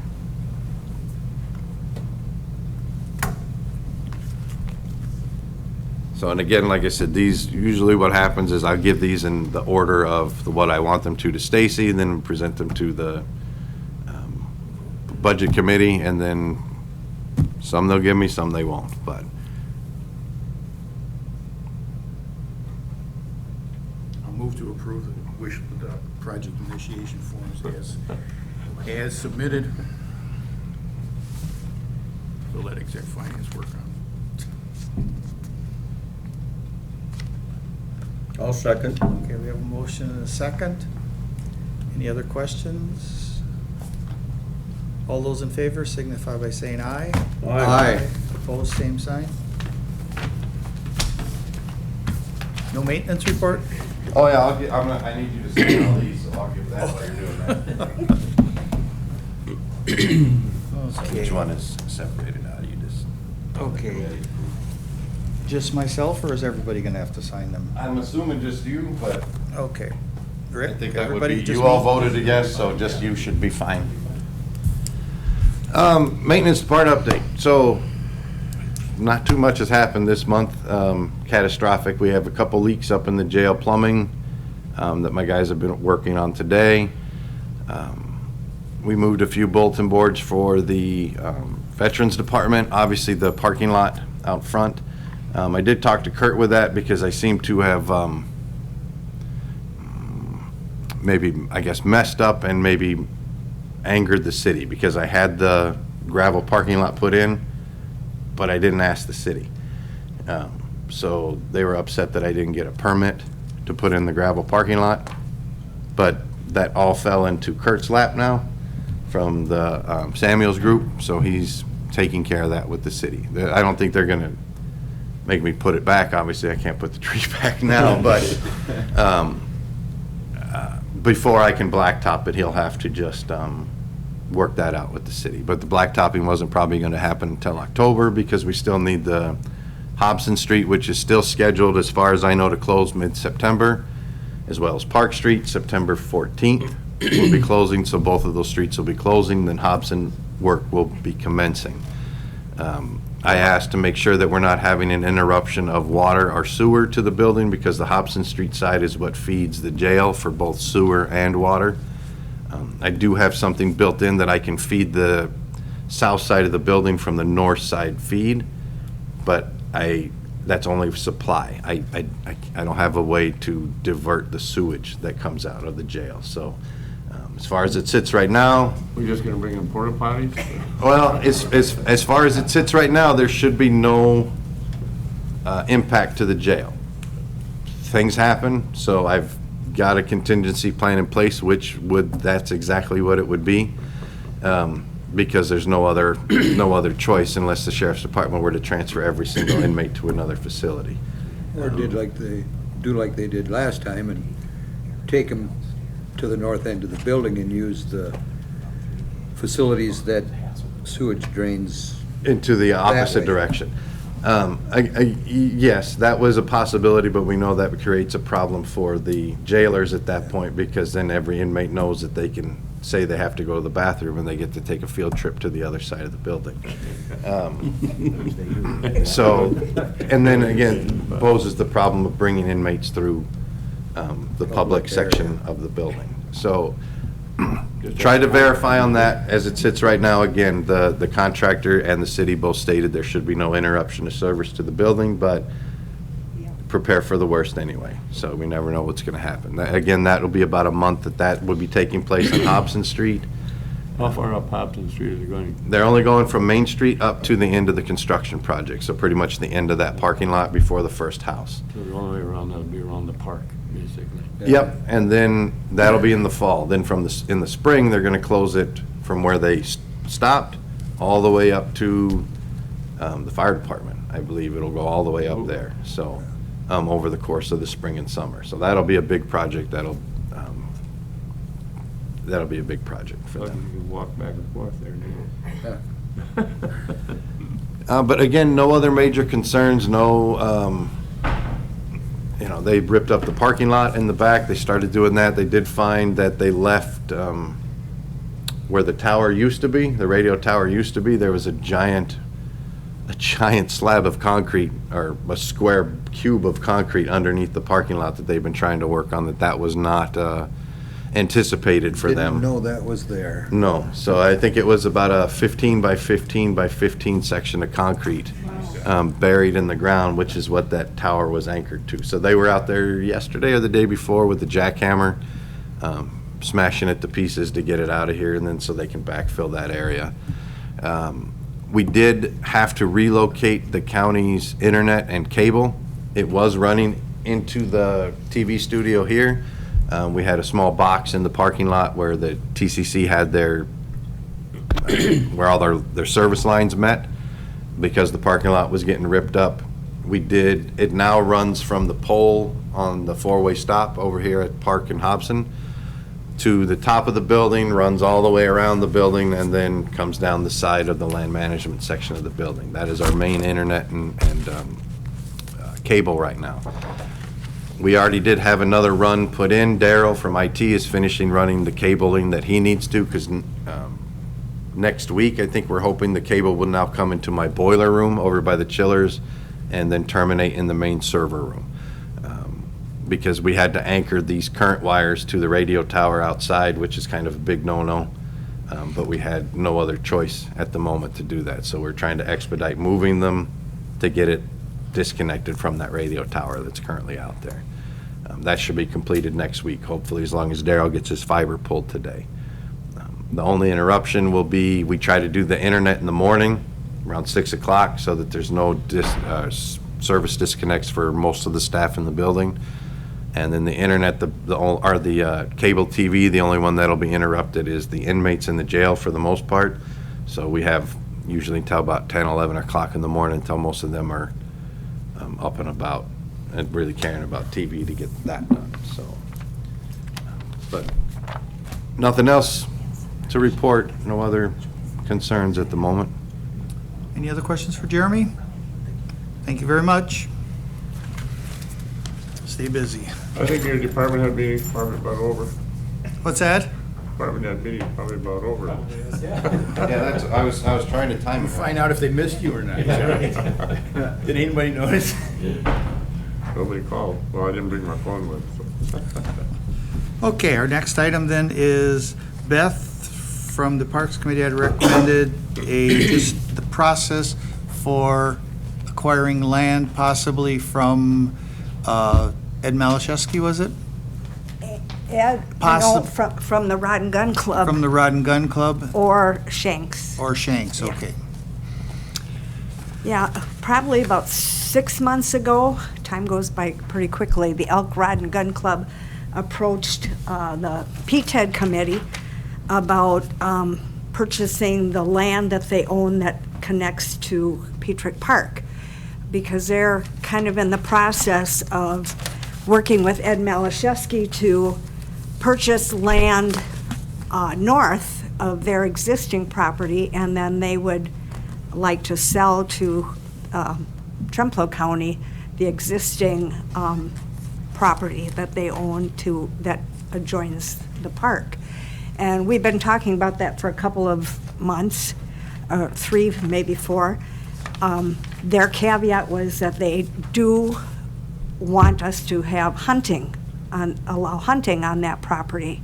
And we did check with Rick and Krista checked with the risk assessment people with the insurance company, and because currently we have no hunting at Petrick Park. And we could allow hunting, but we'd have to set up some parameters to do that. So, because if hunting was not allowed, then they weren't interested in selling us the property. Well, we've kicked around looking at that property, and then in the meantime, I don't know exactly how, if Reed contacted Tom Shank or Tom Shank, okay, Reed contacted Tom Shank, because there was some little inter-office discussion about, well, maybe if you bought land from Shanks, Tom and Renee, that would be more, what do I want to say? Usable? Okay, usable, yeah, fiscally responsible, because you'd be able to do more with that property. So both groups came to our meeting earlier this month, and we had the discussion. Right now, the Elk Rod and Gun Club is kind of on hold. They did make an offer to Ed Malashewski, but he didn't accept it at this time. And then there is some issue going on with the railroad and access, so that's kind of been put on hold. They're still interested in pursuing it, but I don't know where that's going to go. In the meantime, Tom Shank came to speak, and he's an appraiser and kind of gave us a ballpark figure of what he would be willing to sell. Is there about 10 acres? Actually about 6 now. 6 to acres. 6.5, he said. Okay. To the county to expand the park, because he and his wife Renee feel that the park is not being utilized to the extent that it should be. And if we have a plan in place to do some kind of development with this property, it could possibly, within the next 3 years, could possibly be donated instead of purchased by the county. So the reason I asked this committee, I didn't know where to start, but I asked Chuck, how do we go about actually purchasing if we would decide to do this? And I didn't have any ideas, so that's why Rick was here.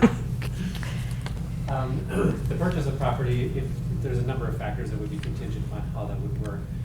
One would be is if there's a price tag on it, a cost to it, ultimately where that money's coming from. If it's out of the general fund, of course, it ultimately has to be approved by the county board. If it's something that's already in the departments or the parks budget already. So there are a number of factors that might play into it. If there are strings attached to purchasing property, such as we have to be allowed to or provide hunting, or I think that, is it the Shanks, it was development of a trail system, is that correct?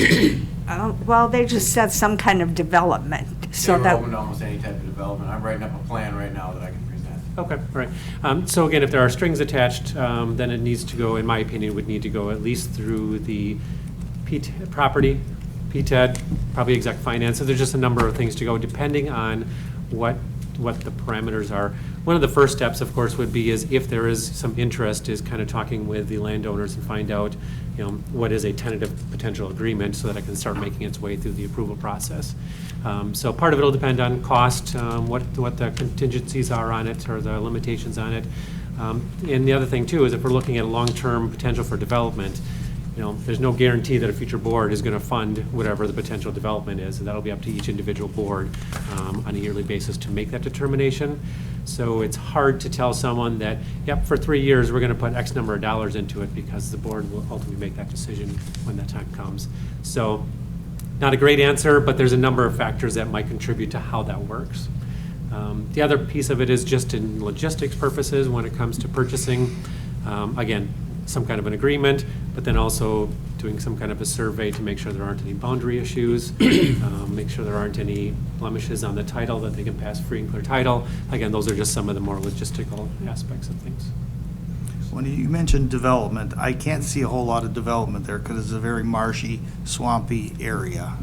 in the Elk Rod and In the Elk Rod and Gun right. Club part, yes. It's going to be difficult to do anything. Even make a trail is going to be very extensive. And that was kind of the concern that the committee had, is how much future development, and therefore looking at maybe the Shank property, because, I mean, that would be kind of like the cornfield that connects to where the class shelter and the playground area is right now. The Shank property, is that kind of border the run gun property, or is this on the opposite side? No, this of it? would, this Some would, south side. Okay, yeah. it's on the Arcadia side of it. correct. And is that where they use parking for Ashley? Yes, yes. Yeah, okay, that would be, you get a pretty good idea. It's where they use parking for Ashley for the arts. So the county does use it or the park system uses it right now once a year. And Reed can give you more information because he's been working on this. Yeah, well, you covered most everything pretty well. The landowners, Tom and Renee and Daniel. They might want you at a microphone potentially, so I'm just thinking the TV station might want you there. Next thing you know, Derek will come in. Yes.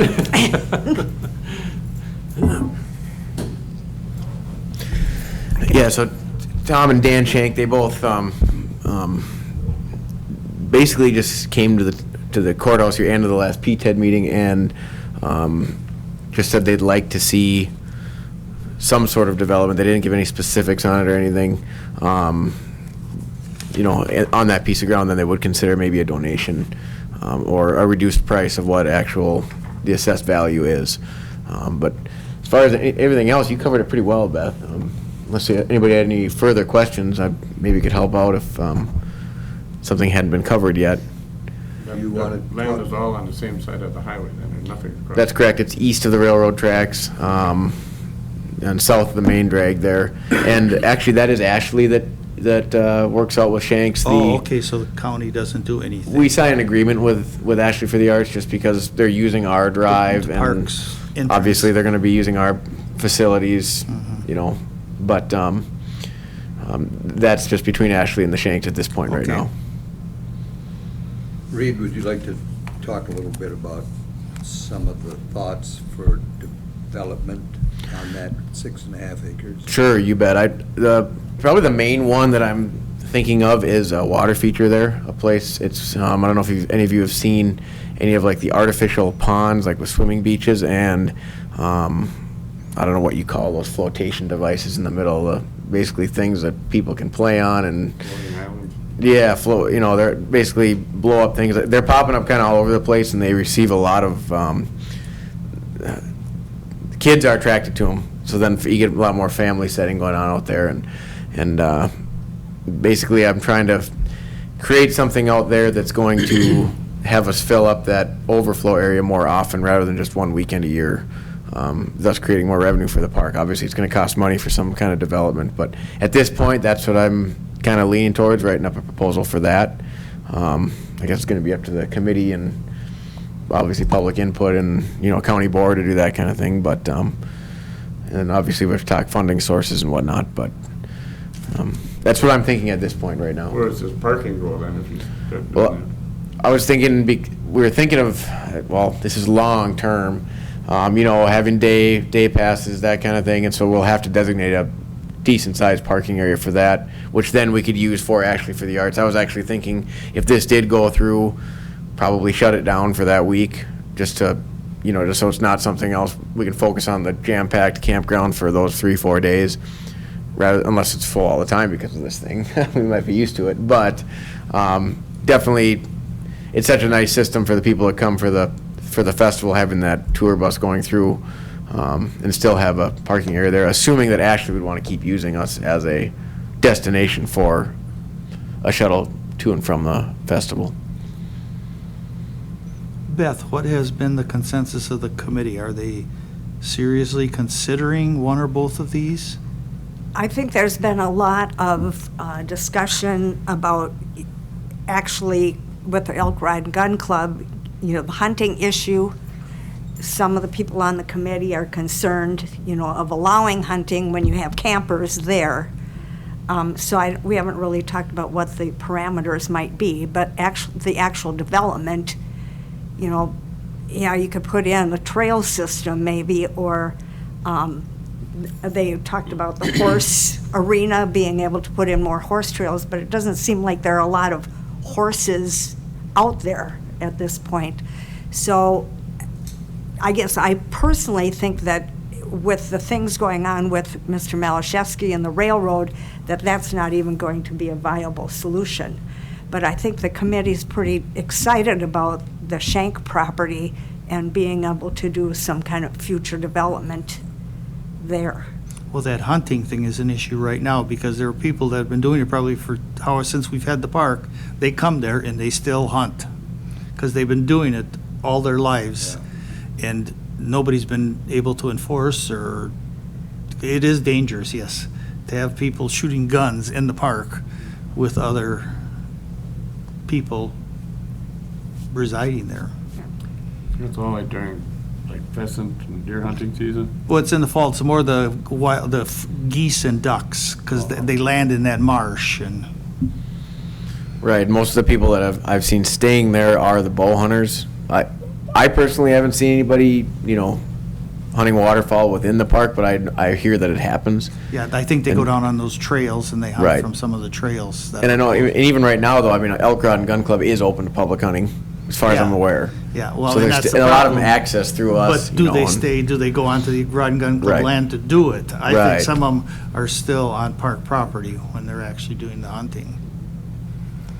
I think the consensus currently is that Ed Malashevsky has kind of brought negotiations to a halt, and he may never start that back up again. So the committee's emphasis currently is on the Shank property, and we're waiting to hear from Elk Rod and Gun Club on the other thing, if it ever gets started up again. You're on that committee, right? Yes, I am. Well, could I? Go get ahead, in Tim. here a little bit, and share some impressions about all this?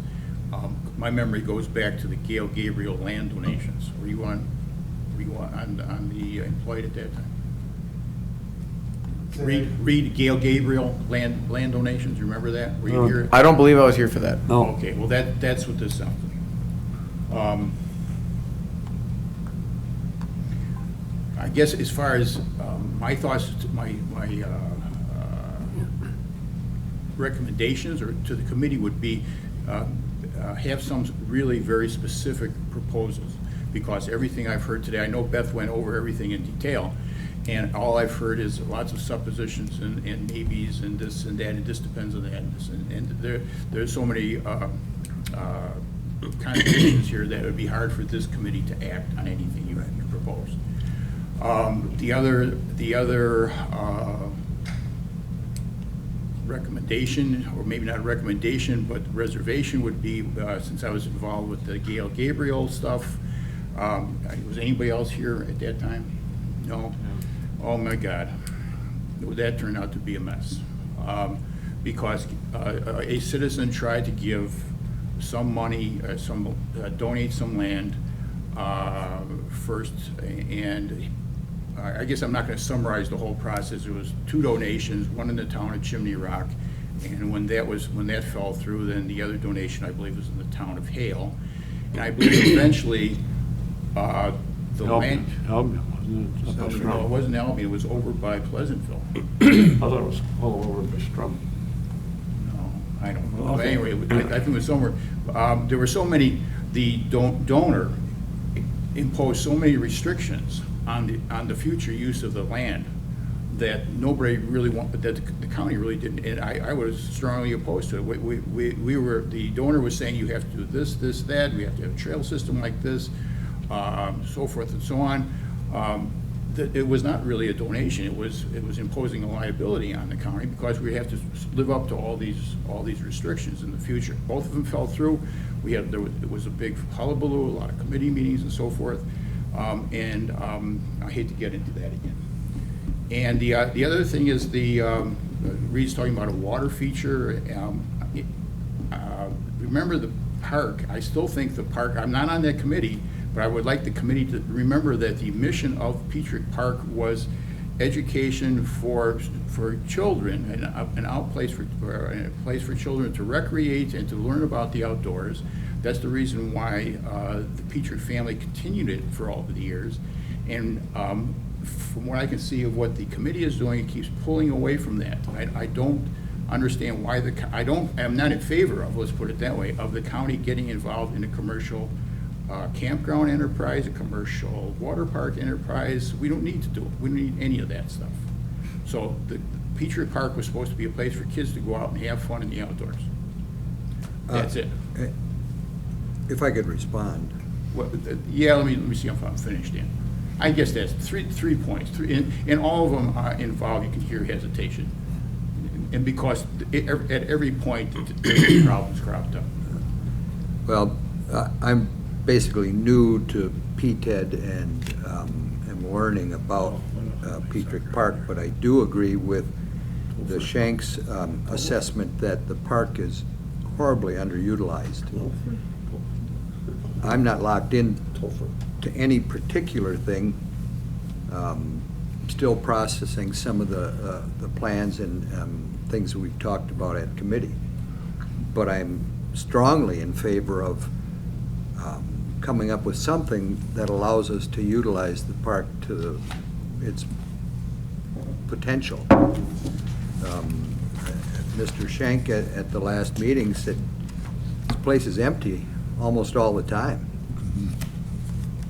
And I would like to see the county get a little more bang for their buck. It's on the county's budget, and we maintain it, we improve it, and I think we could be doing a lot better job at encouraging the public to utilize the very nice park that we have and that we cultivate. I'm not locked into a water feature, I'm not locked into any of that, but I, so far, haven't heard anything. I guess I'm open to any and all suggestions that would help us utilize that park to its greatest potential. Anyway, you look at it, to me, the Shank land is far more valuable than the Run Gun land. It's Yeah. basically that marshland is. to me, I it's don't just think about there's any worthless. argument with that. Well, and I think that's the purpose. Well, we got two people here. Your job is to try and promote tourism and economic development in Trempealeau County, and that's what developing this park would do. Because the more people we can get into Trempealeau County, they're not only going to spend money at the park, they're going to be going to the eating establishments and all these other things. So that's where you're coming from, Exactly, yeah. I see real benefit. and that's your job, so you're pushing that. Yep. That's what they hired me to do. Mhm. Also, another thing that's been, I think the more presence of people we have at the park more often could lead to cutting down of some of the activity that's going on out there that is not good.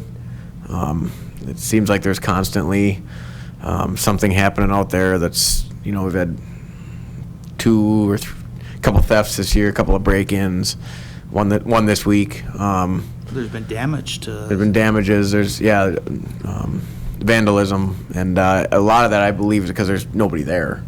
I think it would deter a lot of this if we had, get to the point where we have enough people that are interested coming there more often. We could have a campground host there that would more or less, stay there for free and just kind of monitor who's coming in, who's coming out. At some point, I'd like to, this is down the road, once it actually gets moving, is have maybe a little, like you see at a lot of parks, some sort of a small building where somebody's kind of checking people in and out, day passes, that kind of thing.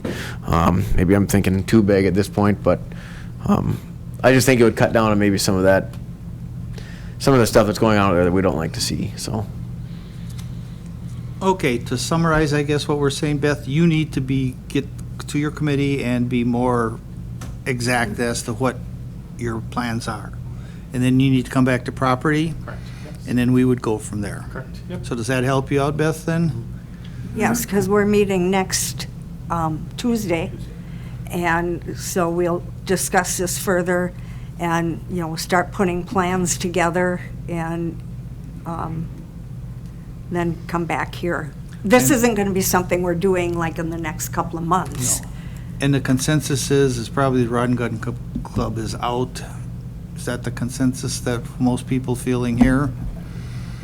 And the Shank is where we feel we have some potential? Real potential there with that shank. It's just the first time I've heard about the shank part. That's all. I've heard about this other stuff for, seems like a year or better. Yeah, it's been a while. Before we leave, we don't even have a map. I'm not positive I know what you're talking about. I know kind of know where the Rod and Gun Club land is. I've got a map in my, Well, as you Well- drive in the driveway, if you take a right, then they drive into that field, and that's where they've been parking. So it's that field between the present park and the railroad What's track. currently, is it standing corn there now? No, they had hay this year, Yeah. and they've been very good to us, is they not planted corn because they knew we would like to use it Are we for talking parking. about the Malashevsky property, that, the former restaurant? What used to be No, the- no, no. that This parking lot would where be, He's got a silo or something. it would be south of the entrance road to the park. That's the Shank property. That's the Shank property, yeah. it would be this section right here. Is So- this just mowed now? It's a hay field, basically. Yeah. And They just didn't plant corn there for the arts parking. The is rest what of the they did. field is in The corn. rest of the field's in corn, And they were yep. good enough to not plant corn so Right. that we'd have the availability of parking. That whole field is 6.5 acres. No, it would just be Just that. more or less where, if you look on the map, where the driveway breaks off to go to our maintenance shed and then down to the lower area. Okay. Basically, it goes due west of there, that would be about the line. Okay. The whole field's approximately 20 acres, but they're interested in maybe letting go of that, Willing to willing to, part with 6 of it. right. So Beth, you need to go back to your Yep. committee then? And it is on the agenda for next Tuesday. Okay, and then you can come back to us, and if Yep. you want to go ahead with it, then we'll get the ball rolling here. Okay, thank you. Any other questions about the purchase of the land? Thank you, Rick and Beth. and Then I Reed. should probably contact or Reed, or one of us, or both, the Elk Rod and Gun Club, and say that property committee Is is not not in favor of proceeding with any of their proposals, so they're not left hanging thinking that maybe this might go We through. we didn't hear a specific proposal, we didn't have a vote. I mean, They wanted us to buy the swampland, we just work with land.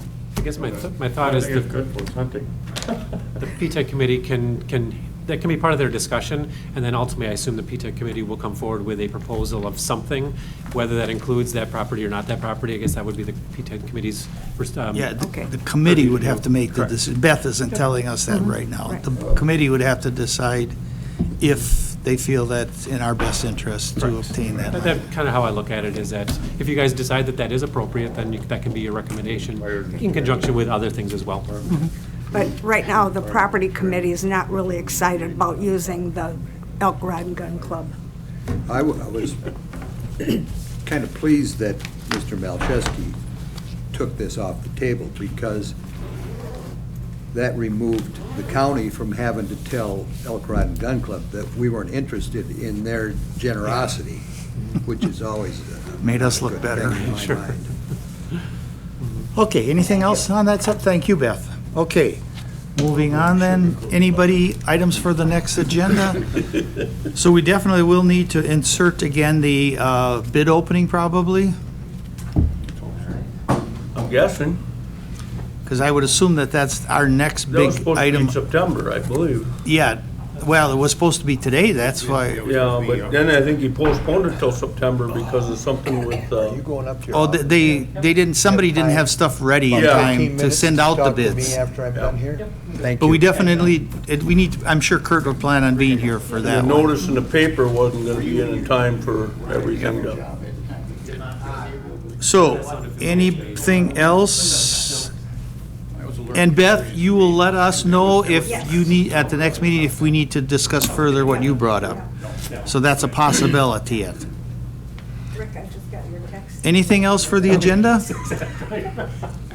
And that's why I wish Paul had been here, or we had gotten some indication of when he expects those bids for setting our next date. Oh, yeah. Because now I don't know, should we be, because, Set it at our usual time, if we need a special meeting. Yeah. and what was that, the Thursday before the county board meeting? Is that what it was? Or, because Paul was concerned about the way we said it this time. Well, the 20th would be the county board meeting in September. So the Thursday before is the 16th. Is that what, isn't that what we've been doing, the Thursday before the county board meeting? Usually, yes, yeah. Okay, so that would be the 9th, or the 16th. Yeah. Should we plan on that right now? Now, okay, let me ask that question.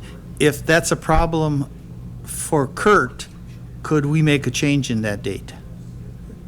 Would you give me that authority to, Yes. Yeah. Really, all our business is pretty routine now that we did the budget. yeah. So, you know, So we'll set it for the 16th, but if that's a problem with Kurt's timeline, a week later, or a week earlier, or whatever. Okay, so Is there any 16th. chance that on the 16th, we could start at 9:30 instead of 9? I don't know. is that a Thursday? Yep. It is? Yeah. Conflict with audit? I think that's what John was talking about. Yep. Yeah, we could avoid that. Yeah, if we go Thursday's audit. Well, I'm going to be in the dentist chair till 9:30, so, Oh, Who cares? yeah. Well, if you take minutes, then I won't worry about Oh, it. you're right, you can hold that on me. okay, so right now, we're planning on No, I really- September 16th at 9:30? 9:30? Anything else anybody needs to bring up? Okay, hearing none, I'll adjourn the meeting at 11:02, it looks like. All right.